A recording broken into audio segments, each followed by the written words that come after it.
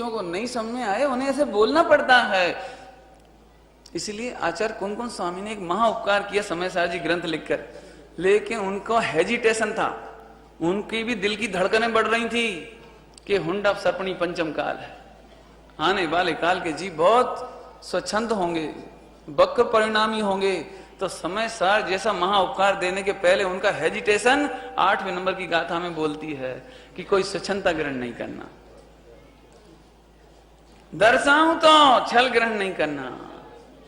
आखिरकार उनका हेजिटेशन वो आगे चल करके गाथाओं में आ ही गया, गाथाओं में आ गया कि हम दर्शन ज्ञान चारित्र का व्यवहार करेंगे, परंतु दर्शन नहीं चारित्र नहीं, नहीं ज्ञान ज्ञायक शोध है।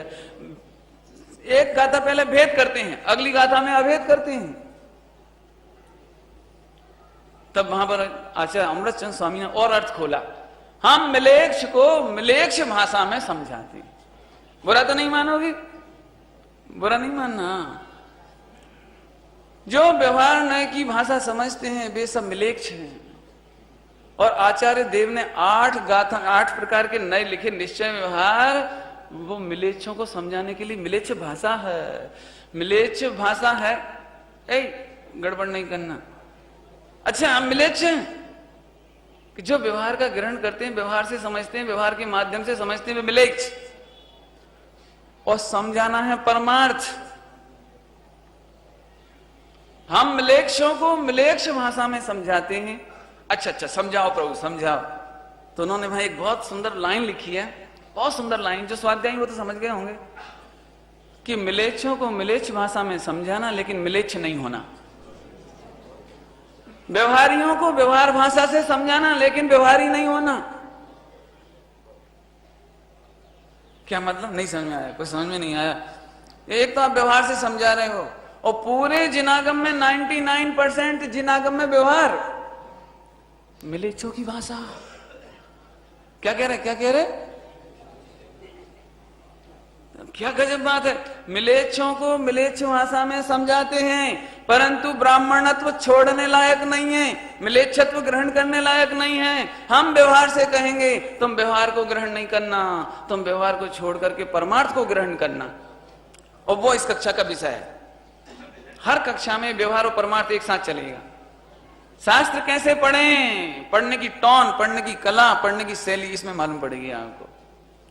इसीलिए जो आपके हाथों में पुस्तक है उसमें सबसे ऊपर की हेडलाइन है, सबसे ऊपर ही आप देखेंगे पेज नंबर इसमें है 16, पेज नंबर 16 निकालिए।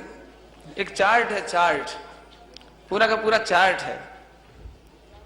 ये आपको पूरा जिनागम पढ़ने की कला सिखा देगा। बस केवल आपको धीरे से 8 दिन बैठना है बस। सबसे ऊपर लिखा है नए ज्ञान से, लिखा है सबसे ऊपर नए ज्ञान से।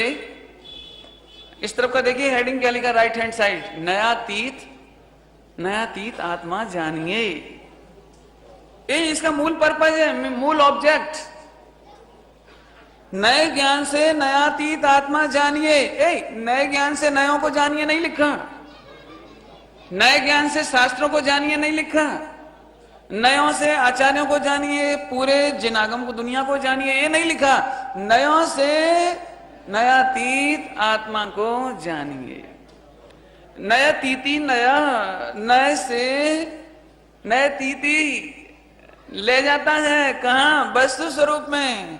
जब वस्तु स्वरूप में आ जाते हैं, आत्मा के अनुभव में आ जाते हैं, तो नयातीत हो जाते हैं। और जब उपयोग बाहर होता है तो बाहर से हटाने का तरीका नए। आया, समझ में आया? ब्राह्मणत्व नहीं छोड़ना। हम मिलेच्छ से ब्राह्मण होने आए हैं, हम मिलेच्छ के मिलेच्छ बने रहने के लिए नहीं आए हैं। सब समझ में नहीं आया? आप कैसी बातें करते हो? कौन सा मिलेच्छ? ना तो हम कछु खाते हैं, नहीं बिल्कुल शुद्ध छना पानी पीते हैं और दिन में खाते हैं, और आप हमको मिलेच्छ कह रहे हो। ध्यान रखना, मिलेच्छ नहीं कह रहे हैं, मिलेच्छ पना छुड़ाना है। जिन्हें व्यवहार का आग्रह है, भेद का आग्रह है, विकल्प का आग्रह है, कथनों का आग्रह है, उनका मिलेच्छपना है, उसे छुड़ा करके ब्राह्मणत्व कराना है। एक थोड़ा सरल दृष्टांत दे दें नई पीढ़ी के लिए, बिल्कुल सरल दृष्टांत। बच्चा जब छोटा होता है ना, बच्चा जब छोटा होता है तो आप में से प्रत्येक ने वो कहा होगा, बेटा बज्जी चलना है। बज्जी, बज्जी क्या होता है जी? और पीपी पे चलना है, पीपी पे। पीपी क्या होती है जी? मम्मम पीना है, मम्मम। देखो, बच्चों से बच्चों की भाषा में बोलना, लेकिन बच्चा मत बनना। और नहीं तो तुम एक इतनी सी पीपी लाओ, लो बैठो, तो बच्चा ये समझेगा कि आप फुल हो। समझ गया? बच्चे की भाषा में बोलना, लेकिन बच्चा नहीं बनना। एक बात पूरी हो गई, लेकिन बच्चे को भी बच्चा मत बनाए रखना। बच्चे को भी बोलना तो पीपी, लेकिन दिखाना स्कूटर। पीपी नहीं, स्कूटर। बोलना बज्जी, दिखाना मार्केट।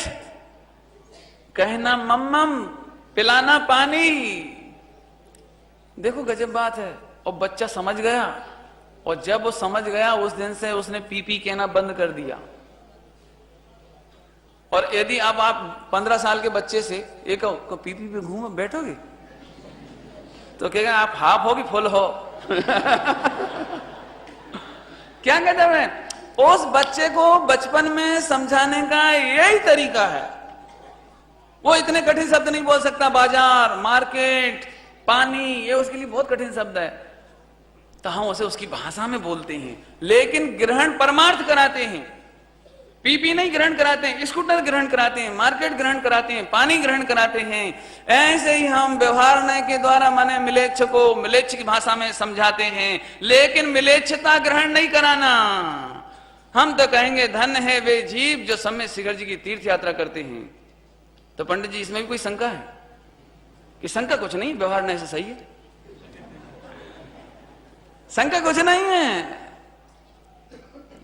ये हमारे पहले नंबर का नय आता है। इसमें पहले नंबर का नय नहीं लिखा, देखो सबसे राइट हैंड साइड का सबसे देखिए, उपचरित असद्भुत व्यवहार नय।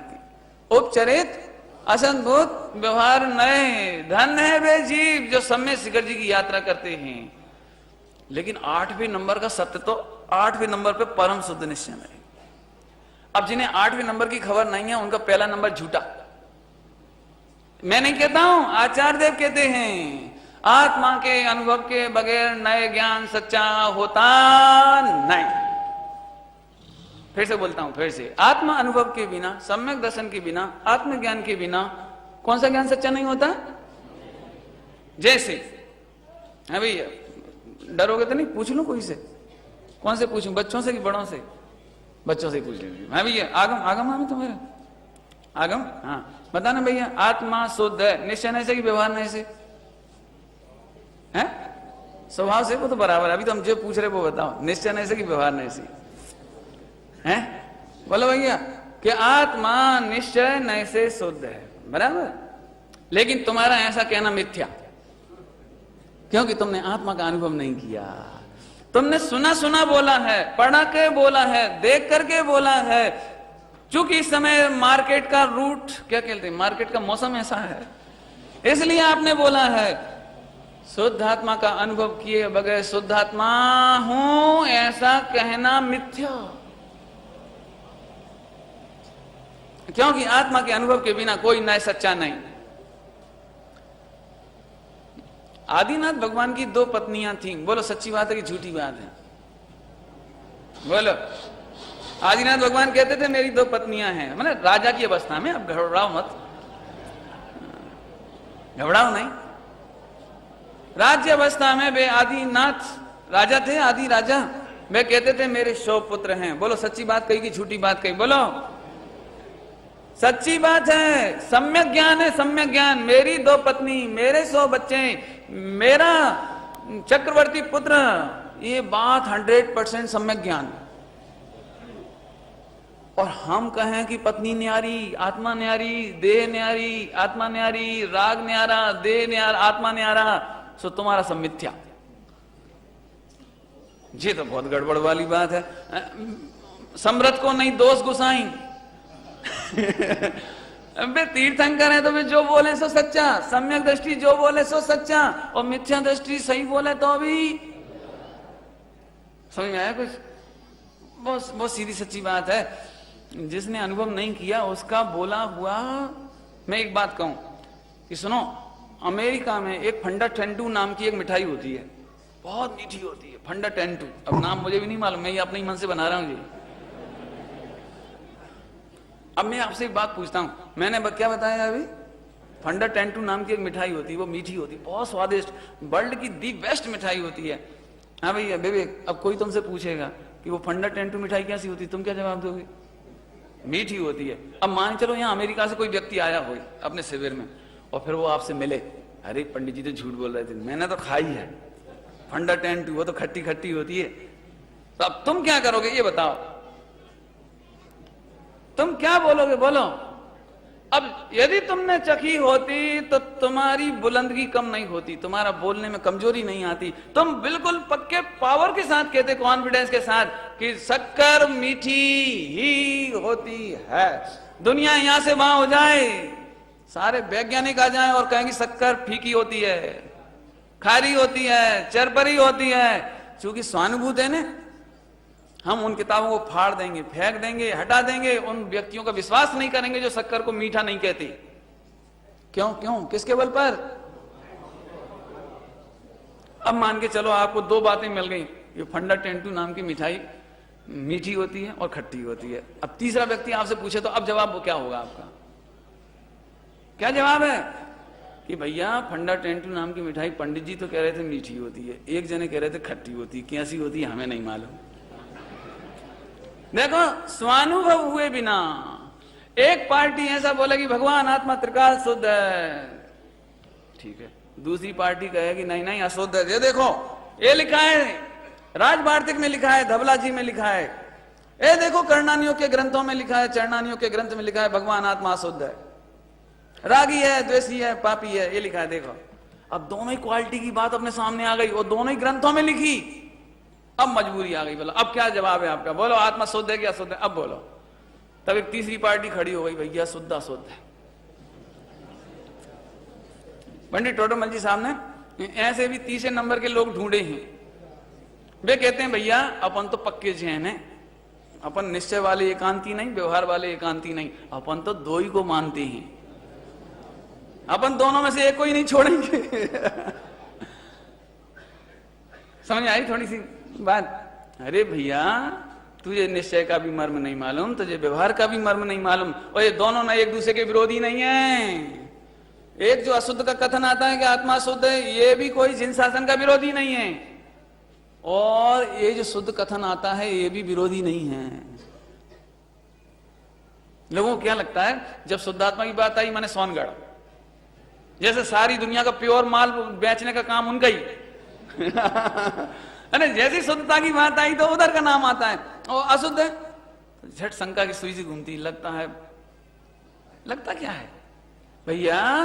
स्वामी जी ने दोनों ही बातें बहुत जोरदार तरीके से कही हैं। 47 शक्ति में यदि शुद्धता की बात करी है तो उसी के साथ साथ हर प्रवचन में रागादिक हुआ है तो स्वयं से हुआ है, पर के कारण नहीं हुआ, कर्म नहीं विकार कराता, निमित्त कुछ नहीं कराता। राग हुआ है तो स्वयं की योग्यता से हुआ है, स्वयं के स्व चतुष्टय से हुआ है। उस राग का त्रिकाली उपादान भगवान आत्मा है। लो, जब वे बोलते हैं तो ऐसा भी बोलते हैं। अब बताओ दोनों में विरोध है कि अविरोध है? इसलिए अच्छी तरह से समझना भैया। अब पहली कक्षा है ना, पहली कक्षा, इसलिए मैं आपको उलझा ज्यादा रहा हूं। इनके समाधान आपको इन 8 नयों में मिलेंगे आपको। एक ओर से देखने पर भगवान आत्मा अशुद्ध नजर आता है, दूसरी ओर से देखने पर भगवान आत्मा मुक्ति को भी स्पर्श करता है। 144 नंबर का कलश, 174 नंबर का कलश है। एक ओर से देखने पर मुक्ति भी स्पर्श कर रही है और एक ओर से देखने पर कसायों का क्लेश है।